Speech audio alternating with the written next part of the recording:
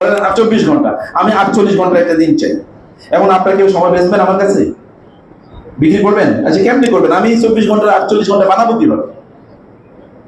পুরো মেকানিজম যদি থাকতো, তাইলে যারা পৃথিবীর সম্পদের মালিক, জ্ঞানের মালিক, ওরা সব সময় আপনাদের কাছ থেকে কিনে নিয়ে নিত। কিন্তু এটা তো কেনা যায়, এটাও তো একটা রিস্ক। সময়ের মধ্যে তো সবাই বাঁচে, সময়ের মধ্যে সবাই কাজ করে। তাহলে কোরআন পড়তে হবে। রাসূল সাল্লাল্লাহু আলাইহি ওয়াসাল্লাম বলেছেন, কেউ যদি কোরআন পড়ে তাহলে কি হয়? তার ঘরে ফেরেশতারা চারদিক দিয়ে ঘিরে রাখে। এবং কি হয়েছে, যদি সেখানে তারপরে কি হয়, আর ফেরেশতারা থাকলে কি হয়, ফেরেশতারা আপনাকে সাপোর্ট করবে, আপনার টেক কেয়ার করবে, আপনাকে সাহায্য করবে, সামর্থ্য এবং সহযোগিতা করবে।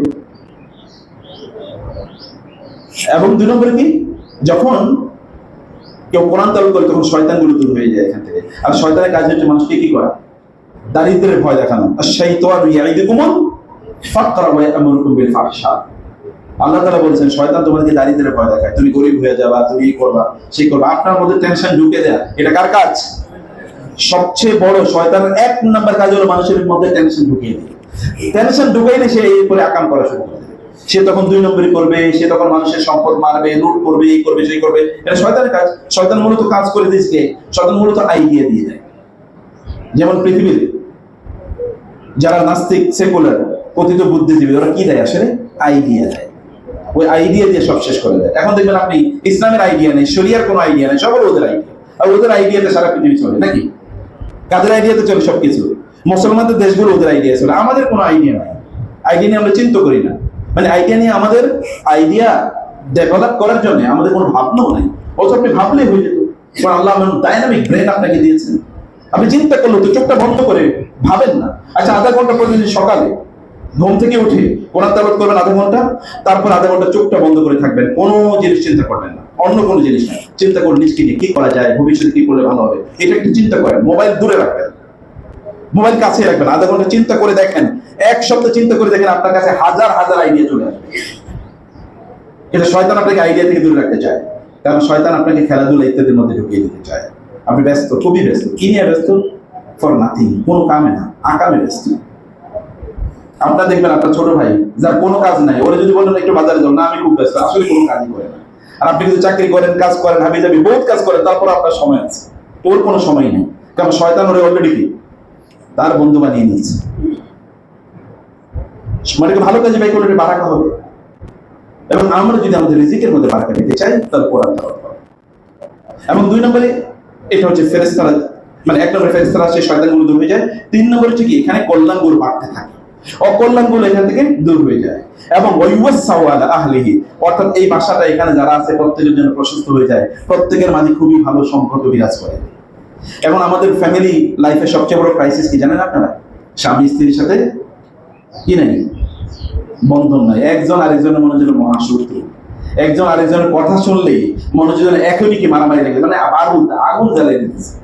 কেউ কারো কথা একটাও নিতে পারে না, এমন ভয়ঙ্কর একটা অবস্থা যাচ্ছে না। অধিকাংশ কি দিন আর কি দিয়ে দিন, কি মুসলমান আর কি নামদারি মুসলমান বা খ্রিস্টীয় মুসলমান, কি কোন পার্থক্য নেই, সব বড় চরিত্র, বাসা বাড়িগুলো এরকম হয়ে গেছে। তাহলে মূল সমস্যা হলো যে কোরআন নাই। কোরআন যখন না থাকবে তখন এর বিপরীত 5টা জিনিস হবে। শয়তান আসবে, ফেরেশতারা দূর হয়ে যাবে, কল্যাণ কমে যাবে, অকল্যাণ বাড়তে থাকবে। এমনকি আপনার বাসায় মন টিকবে না, আপনার স্ত্রী পরকীয়া করবে, আপনি পরকীয়া করবেন, লোকের এরকম জায়গায় চলে যাবে। কোরআনের সাথে কোরআন পড়েন প্লিজ, কোরআন পড়েন, তেলাওয়াত করেন, তেলাওয়াত শুনেন। প্রতিদিন সকালে আধা ঘন্টা কোরআন তেলাওয়াত করবেন। ঘুমের আগে নবীজি সাল্লাল্লাহু আলাইহি ওয়াসাল্লাম সূরাতুস সাজদা এবং সূরাতুল মুলক, সারা তিনি কোনদিন শুয়েছেন, ঘুমাইছেন? আপনাদের চেয়ে কি তিনি কম ব্যস্ত না বেশি ব্যস্ত? আপনারা আমার কথা বুঝতে পারেন নাই? নবীজি কি আমাদের চেয়ে কম ব্যস্ত না বেশি ব্যস্ত ছিল? তার স্ত্রী ছিল কয়জন? সর্বনিম্ন একসাথে 9 জন। আমরা তো একজন নিয়েই প্রতিদিন প্রায় পাগলা গারদে যাওয়ার মতো অবস্থা হয়ে যায়।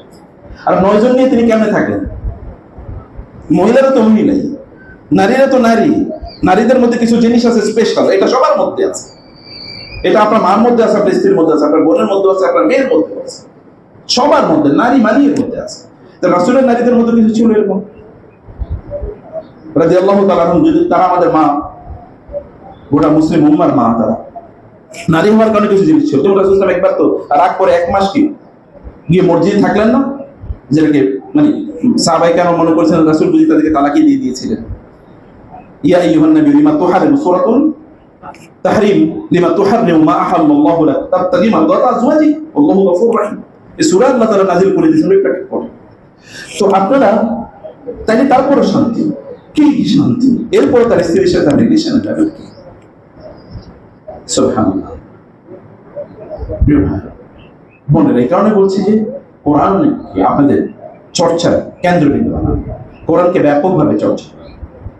কোরআন যদি আপনার ঘরে চর্চা হয় তাহলে ঘরটাকে আলোকিত করে রূপান্তরিত, বরকতওয়ালা করে রূপান্তরিত, শয়তানগুলো দূষিত হবে, তাহলে সন্তানগুলো দিনদার হবে, আল্লাহ হবে। আপনার চোখটাকে প্রশান্ত করে এরকম সন্তান হবে। আপনার সন্তানে আপনার কোনো টেনশন আর থাকবে না। তখন দায়িত্ব নেবে কে? আল্লাহ তাআলা। ওই যে বাবা মা যদি আল্লাহ বলা হয়, সূরা কাহফের দ্বিতীয় ঘটনা আপনারা জানেন, ওয়া আম্মাল জিদারু ফাকানা লিগুলামাইনি ইয়াতীমাইনি ফিল মাদিনাতি ওয়া কানা তাহতাহু কানজুল লাহুমা ওয়া কানা আবুহুমা সালিহান ফাআরাদা রাব্বুকা ইয়াবলুগা আশুদ্দাহুমা ওয়া ইয়াস্তাখরিজা কানজাহুমা রাহমাতাম মির রাব্বিক ওয়া মা ফাআলতুহু আন আমরি যালিকা তা'ওয়ীলু মা লাম তাসতি' আলাইহি সাবরা। এখানে তখন খিদির আলাইহিস সালাম আবার বললেন যে ওই যে একটা দেয়াল যে ভেঙে যাচ্ছিল, দেয়ালটা তিনি নির্মাণ করে দিয়েছেন। মুসা আলাইহিস সালাম বললেন, ওরা আমাদেরকে খাবার দিল না, আপনি দেয়াল নির্মাণ করে দিলেন কেন? তখনই মুসা আলাইহিস সালামকে তিনি বলেন, তুমি আর আমার সাথে থাকতে পারো না। আচ্ছা ঠিক আছে, আমি এই ঘটনাগুলো বলি কেন করেছি। এই যে দেয়ালটা, এই দেয়াল মানে এই যে ঘরটা, এই ঘরটার মালিক হলো কি? দুইটা ইয়াতীম বালক। তার বাবা মা খুব ভালো মানুষ ছিল, বাবা ভালো মানুষ ছিল, কারণ আবুহুমা সালিহান, বাবা ছিল খুব ভালো মানুষ। বাবারা ভালো হয়ে যান, কোরআন তেলাওয়াত করেন, পড়েন, বাবারা কোরআন পড়েন, কোরআনের চর্চা করেন, কোরআনের তাফসীর পড়েন, কোরআনের তেলাওয়াত পড়েন, কোরআনের তেলাওয়াত শুনেন, এবং দেখেন আপনার ঘর আল্লাহ তাআলা বরকত দিয়ে ভর্তি করে দেবে। আপনি সারাদিন দৌড়েও কিছু করতে পারবেন না। দৌড়ে কি কিছু করা যায় নাকি? আপনার কথা বুঝেন নাই? ইয়াং জেনারেশন ভালো করে শুনেন, দৌড়ে কি কিছু করা যায়? দৌড়ে কিচ্ছু করা যায় না। ও যারা অফিসারদের বসে থাকে ওরাই পৃথিবী চালায়, যারা দৌড়ায় ওরা দেখেন কি করে। যারা দৌড়ায় তারা করে কি হয় রিক্সা চালাইবে অথবা কি ট্রাকের ড্রাইভার হবে, এর বাইরে কি, অথবা কুলিগিরি করবে, দৌড়াবে। আর আপনি দেখেন যারা চালায় ওই হয়তো এয়ার কন্ডিশনের নিচে বসে আছে, ওই পৃথিবী চালাইতেছে। দৌড়ে কিছু করা যায়। আপনাকে কি করতে হবে? আপনাকে দৌড়াতে হবে আল্লাহ থেকে। ইযা নুদিয়া লিস-সালাতি মিন ইয়াউমিল জুমআহ ফাসআউ ইলা যিকরিল্লাহ। জুমার আযান দিয়েছে, মসজিদে দৌড়াও, এইটা হলো দৌড়াও। ফাফিরু ইলাল্লাহ, আল্লাহর দিকে দৌড়াও। সাবিকু ইলা মাগফিরাতিন মির রাব্বিকুম ওয়া জান্নাতিন আরদুহা কা'আরদিস সামাই ওয়াল আরদি উইদ্দাত লিল্লাযিনা আমানু বিল্লাহি ওয়া রাসূলিহি। তোমরা দৌড়াও আল্লাহর দিকে, আল্লাহর ক্ষমার দিকে, জান্নাতের দিকে, এই দিকে দৌড়াও। রিজিকের মালিক আমি, আমি তোমাকে রিজিক দিয়ে ভরপুর করে দেব। তাহলে দৌড়াইতে হবে, তাহলে দৌড়াতে হবে সেই দিকে। প্রিয় ভাই, সেখানে আমি বলছি যে আমাদেরকে এই জিনিসটা মাথায় রাখতে হবে। এই কারণে আমাদের সালাফরা তারা বলতেন, ইন্নাল কোরআন গানান লা ফাকরা বা'দাহু ওয়া লা গানা দুনাহু, যে কোরআন আপনাকে এমন ধনী বানিয়ে দেবে যে আর কোনোদিন আপনি গরিব হবেন না। কোরআন যদি আপনি লালন করতে পারেন তাহলে আপনি এমন ধনী হয়ে যাবেন যে এর উপর আর কোনো ধন নাই। এমন ধন আল্লাহ তাআলা আপনাকে প্রদান করবেন। ওমর রাদিয়াল্লাহু তাআলার কাছে এক যুবক এসে খালি জ্ঞান জ্ঞান করতো। ওমর রাদিয়াল্লাহু বললেন যে এই লোক, তুমি কি আমার দিকে হিজরত করলে না আল্লাহর কাছে হিজরত করলে? তুমি আমার এনাই সবসময় বসে থাকো কেন? তুমি আল্লাহর কাছে বসে থাকতে পারো না? বলে আমার তো সমস্যা সমাধান করতে, বলে তুমি আল্লাহকে বলো, আমার কাছে আমি আসবা না। আচ্ছা ঠিক আছে, তোমার একটা কথা বলি, তুমি কোরআন পড়তে পারো না, যাও কোরআন পড়ো, আল্লাহ তাআলা তোমাকে অভাব দূর করে দেবে। এই কথা বলার পরে যুবক চলে গেছে। কয়েকদিন পরে আর যুবকের ওমর রাদিয়াল্লাহু দেখেন না, খুঁজতে দেন কি শিখুই। দেখলেন যে মসজিদে সবার আগে মসজিদে আসে, নামাজ পড়ে বসে থাকে, তাসবিহ তাহলিল করে। কি ব্যাপার, তোমার টেনশন কই? বলে আপনি আমাদের বলছেন কোরআন পড়ার জন্য, আমি কোরআন পড়ছি, আল্লাহ তাআলা আমার সব টেনশন দূর করে দিয়েছেন, সব অভাব দূর করেছেন, আল্লাহ আমার ধনী বানিয়ে দিয়েছেন। আপনি বলবেন কোরআন পড়ার কারণে কেমনে ধনী হয়? সম্পদের মালিক যিনি, তিনি আপনাকে চাইলে ধনী বানাইতে পারেন না? পারেন কি না? আচ্ছা এই যে এত লোকেরা যারা এত টাকা পয়সার মালিক হলো, কিভাবে মালিক হয়েছে বলেন তো? কিভাবে মালিক হয়েছে? সুলাইমান আলাইহিস সালামকে রাজত্ব কে দিয়েছে? যুলকারনাইনকে রাজত্ব কে দিয়েছে? ওমরকে রাজত্ব কে দিয়েছে রাদিয়াল্লাহু তাআলা আনহু? ওসমান রাদিয়াল্লাহু তাআলা, আবু বকরকে কে দিয়েছে? গোটা মুসলিম পৃথিবী। আচ্ছা যারা অন্যান্য যারা সম্পদ অর্জন করেছে, কে তাদেরকে দিয়েছে? আল্লাহ কারুনকেও দেয়, আবার কাকে? সুলাইমান আলাইহিস সালামকেও দেয়। কিন্তু কারুনের আবার মাটির নিচে ডুবিয়ে দেয়, আর সুলাইমান আলাইহিস সালামকে একেবারে আসমানের উপরে উঠিয়ে দেয়। ইয়ারফাউল্লাহু আল্লাযীনা আমানু মিনকুম ওয়াল্লাযীনা উতুল ইলমা দারাজাত। আল্লাহ সুবহানাহু ওয়া তাআলা মর্যাদার মালিক। প্রিয় ভাইরা, সেখানে আমি বলছি আপনাদেরকে কোনোভাবেই আল্লাহ সুবহানাহু ওয়া তাআলাকে আপনারা ভুলে যাবেন না।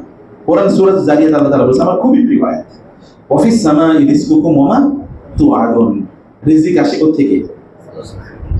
কথা বুঝেন না? রিজিক আসে কোথা থেকে? আসমান থেকে রিজিকের বরাদ্দ আসে। প্ল্যান হয়, বাজেট হয় কোথায়?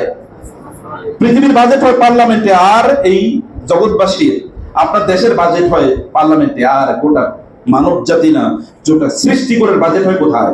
আসমান। অর্থাৎ যিনি আসমানে, যিনি বরাদ্দ করেন, কারে কতটুকু দেবেন তার সাথে ধন্যবাদ দেওয়া লাগবে না? অফিস সামাই রিজকুকুম ওয়া মা তুআদুন ফাওয়ারাব্বিস সামাই ওয়াল আরদ। আসমান এবং জমিনের রবের শপথ করে বলছি, আল্লাহ নিজেই বলতেছেন, তিনি তো রব। তিনি বলছেন আমি আসমান এবং জমিনের রবের শপথ করে বলছি, ইন্নাহু লাহাক্কুন, এটা সত্য। মিসলা মা আনতুম তানতাকুন, তোমরা যেমন কথা বলে সত্য, এটা এরকম সত্য। সুবহানাল্লাহ, কি পাওয়ার এই কথা, পাওয়ার কি! এই কারণে আপনাকে আসমানবাসীর কাছে আপনাকে রিজিক চাইতে হবে। আসমানবাসীর কাছে রিজিক চাইতে হবে। পাখিগুলো রিজিক কে দেয়? প্রাণীগুলো রিজিক কে দেয়? মাছের রিজিক কে দেয়? তিমি মাছের রিজিক কে দেয়? তিমি কি পরিমাণ খাবার খায় জানেন? একটা তিমি যে পরিমাণ, মানে এটা একদম ছোট ছোট চিংড়ি মাছ বলে, ছোট একেবারে চিংড়ি, ছোট। এই চিংড়ি হলো ওর খাবার। মাছ কত বড়, কিন্তু খাবার দিয়েছে কি আল্লাহ? ছোট। তুই গায়ে গতরে বড় হইতে পারস, কিন্তু তোর আমি খাওয়া আমার সবচেয়ে ছোটটা, যেন তোর মধ্যে অহংকার ডেভেলপ না করে। বুঝছেন না? ক্রিট এরকম একটা, মানে এটা সমুদ্রের গভীরে পাওয়া যায় একবারে, আপনি দূরবীন দিয়ে খুঁজে বের করতে এরকম চিংড়ি মাছ খায়, এর বাইরে বেশি খেতে পারে না, ওর হজমই হয়। তেমনি কিন্তু ও যা খায় তার কয়েক টন, প্রায় 8 টন, মানে কয়েকটা ট্রাক দিয়ে ভর্তি করে নিতে হবে একবারে সে যা খায়। এই খাবার কে দিচ্ছে? আল্লাহ সুবহানাহু ওয়া তাআলা। ঈগল উড়ে আকাশে, কিন্তু তার খাবারটা কোথায়? সমুদ্রে। আল্লাহ তারা এমন চোখ দিয়েছে, আকাশ থেকে দেখতে পায় তোমার খাবারটা এখানে আছে। তাহলে আল্লাহর উপর আপনার তাওয়াক্কুল থাকলে কোনো সমস্যা নেই। আপনার কাজ আপনি করে যান, কিন্তু তাওয়াক্কুল রাখবেন কার সাথে? রশি বেঁধে রাখেন আল্লাহর সাথে, আর আপনার কাজ আপনি করতেই থাকবেন। অফিস সামাই রিজকুকুম ওয়া মা তুআদুন। প্রিয় ভাইরা, এক নম্বর বলছি, আল্লাহর সাথে কানেকশনটা লুজ করে, লুজ করলে দুনিয়াও যাবে, খাসিরাত দুনিয়া ওয়াল আখিরা, দুনিয়াও শেষ, আখিরাতও শেষ। 2 নম্বর রাসূলের উপর বেশি বেশি দুরূদ পড়তে হবে। যেমন আজকে জুমার দিন, রাসূলের উপর বেশি বেশি দুরূদ পড়া লাগে না? পড়া লাগে কিনা? কথাই বুঝেন না আপনারা, পড়া লাগে কিনা? জোর বলতে হবে তো। আপনারা যে ঘুমান নাই আমি কেমনে বুঝবো? কারণ অনেক লোক তো তাকিয়া থাকেও ঘুমায়, এসে আসলে ঘুমাইতেছে। তো আপনি যে ঘুমান না, এটা তো আপনার আওয়াজ দিয়ে বুঝাতে হবে নাকি? ঘুম তো জুমার দিনে তো সবচেয়ে ভালো ঘুমায় মসজিদে, কারণ যে খুতবা, আরবি খুতবা, এখন আপনি তো কিছুই বুঝেন না, তো ঘুমাই দিবেন না তো কি করবেন? এই কারণে অনেকেই জুমার রাতে, মানে বৃহস্পতিবার রাতে ঘুমায় না, কারণ মসজিদে গিয়ে কি করবে? ঘুমাবে এখানে। বুঝতে পারছেন? যাই হোক, আমরা বলছিলাম যে 2 নম্বর যেটা, তা হলো নবীজির উপর ব্যাপক পরিমাণ দরুদ পড়া, রাসূলুল্লাহ সাল্লাল্লাহু আলাইহি ওয়াসাল্লামের উপর দরুদ পড়া। কেউ একজন এসে রাসূল সাল্লাল্লাহু আলাইহি ওয়াসাল্লামকে জিজ্ঞেস করি, রাসূল আমাকে নাসিহত করুন, আমি কি করবো? তিনি বললেন, 1 নম্বর সিদকুল হাদিস ওয়া হিফজুল আমানা, তুমি সত্য কথা বলবা এবং আমানত রক্ষা করবে। যেমন আমার আরো কিছু নসিহত দেন। তিনি বললেন, তাহলে তোমাকে আরো 2টো কাজ করার কথা বলি, তাহলে সালাতুল ফিল লাইল ওয়াস সিয়াম, সালাতুল লাইল ওয়াস সিয়ামুল হাওয়াজির, তুমি রাতের বেলা রাতের নামাজ আদায় করবে, মানে তাহাজ্জুদ পড়বে, এবং খুবই গরমের দিনে রোজা রাখবে।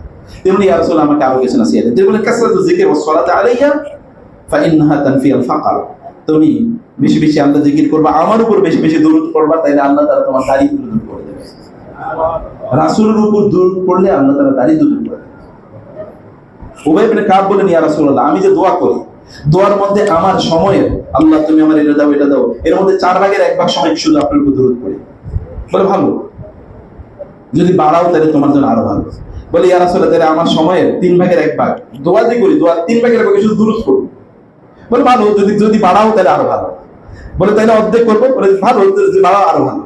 বলে তাহলে আমার দোয়ার মধ্যে, আমি দোয়া যখন করবো তখন শুধু দরুদ পড়বো, আর কিচ্ছু করবো না। ইয়া রাসূলুল্লাহ, তিনি বললেন, তাইলে তুমি যদি করো, তাহলে তুমি যত বাড়িয়ে দেবে, আল্লাহ তাআলা তোমার রিজিক আরো তত বাড়িয়ে দেবেন, তোমার টেনশন দূর করে দেবেন, তোমার গুণগুলো আল্লাহ ক্ষমা করে দেবেন। কারণ কি হাদিসে রাসূলুল্লাহ বলেছেন, কেউ যদি দরুদ পড়ে একবার, তাহলে আল্লাহ তাআলা তাকে কয়টা রহম দেন? 10টা রহম দেন। তাহলে আপনি বললেন একবার, আল্লাহকে একবার চাইলে আল্লাহ তাআলা 10 গুণ আপনাকে দিবেন। কি পরিমাণ হতে পারে? দরুদ পড়লেই তো যথেষ্ট, কিন্তু পড়তে হবে তো নাকি? এক লোকের তার 500 দিরহাম, তার হঠাৎ করে বড় বিপদ হয়েছে, এখন সে 500 দিরহাম তো দিনার তৎকালীন গোল্ড কয়েন সে একজনের কাছে ধার নিয়েছে, এক মার্চেন্ট ব্যবসায়ীর কাছে, কিন্তু পরে এটা তাকে ফেরত দেবে, আর ফেরত দিতে পারছে না। এখন এই ব্যবসায়ী তারা ধরে নিয়ে গেছে কাজে, বিচারকের